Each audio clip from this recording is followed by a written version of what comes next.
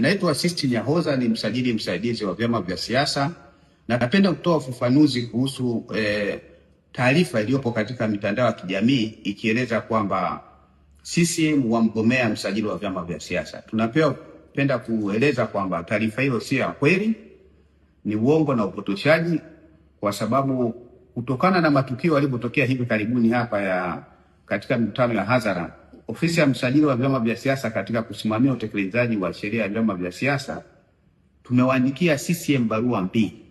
Moja tuliwaandikia tarehe 15 mwezi wa 5 mwaka huu 2026, na nyingine tuliwaandikia tarehe 19 mwezi wa 5 2026.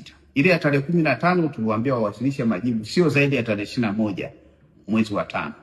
Na ile barua tuliwaandikia tarehe 19 mwezi wa 5 tuliwaambia wawasilishe majibu sio zaidi ya tarehe 29 mwezi wa 5 mwaka huu 2026. CCM wamewasilisha majibu ya barua zote mbili tarehe 19 mwezi wa 5 mwaka huu 2026, na barua hizo tunazifanyia kazi. Kwa hiyo kinachoelezwa katika mitandao ya kijamii kwamba CCM wamgombea msajili sio kweli. Naomba kutoa ufafanuzi na tunaomba Tanzania wapuuze taarifa hiyo. Asanteni sana.